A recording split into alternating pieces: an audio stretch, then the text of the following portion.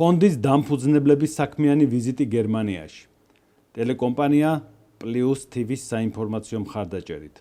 2025 წლის 28 თებერვალს საქართველოს სამეფო დინასტიური მამუკა ბაგრატიონის ფონდის დამფუძნებლები პრინცი მამუკა ბაგრატიონი და პრინცესა მერი ფერარი გაემგზავრნენ გერმანიაში.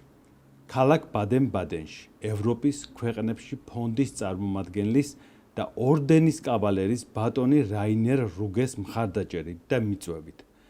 აქვე სპეციალურად ჩამოვიდა ჩვენი ფონდის ორდენის კავალერი და წარმომადგენელი საფრანგეთში ქალბატონი ბარბარე ელბაქიძე.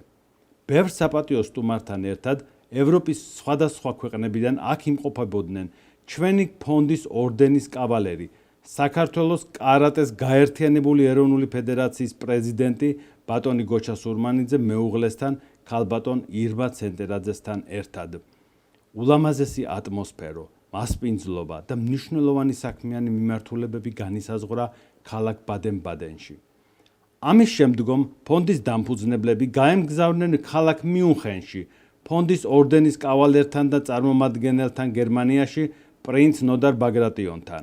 პრინცებმა მადლობის სიგელები გადასცეს ექიმების, ბატონი რაინერ და ქალბატონი ნატალი ვიორლეების ოჯახს. ასევე გვინდა მადლობა გადავუხადოთ ქალბატონ კარინ ზორგეს, რომელმაც გადასცა პრინცებს მამუკა და ნოდარ ბაგრატიონების ოჯახებს თავისი მეტად საინტერესო ცხოვრების ამსახველი ავტობიოგრაფიული შინაარსის წიგნი. მის შესანიშნავ წიგნში აღწერილია ბრძოლა თავისუფლებისთვის, ადამიანის უფლებების, პატრიოტული და ადამიანური ფასეულობებისთვის. მადლობის სიგელები გადასცეს ქალაქ პლანეგის მერს, ბატონ ჰერმან ნაფციგერს და მის მოადგილეს ბატონ შტეფან შაუდიგს. აღსანიშნავია მათი განსაკუთრებული დახმარება და გვერდში დგომა პრინც ნოდარ ბაგრატიონის, მისი მეუღლის პრინცესა მილა ჰუბინა ბაგრატიონის და მათი შვილის პრინცესა ელისაბედ ბაგრატიონის მიმართ. პრინცებმა მამუკა და ნოდარ ბაგრატიონებმა განსაკუთრებული სტუმრების წიგნში გააკეთეს ჩანაწერი, გამოიხატა სამომავლო სურვილი საქართველო-გერმანიის ურთიერთობებზე და კულტურულ საგანმანათლებლო სფეროში თანამშრომლობაზე. საქართველოს სამეფო დინასტიური მამუკა ბაგრატიონის ფონდის სახელით სპეციალური წიგნები გადაეცათ მასპინძლებს. ამ წიგნებში აღწერილია ევროპაში ყველაზე ძველი სამეფო დინასტიის მოკლე ისტორია, ფონდის საქმიანობა და აქტივობები.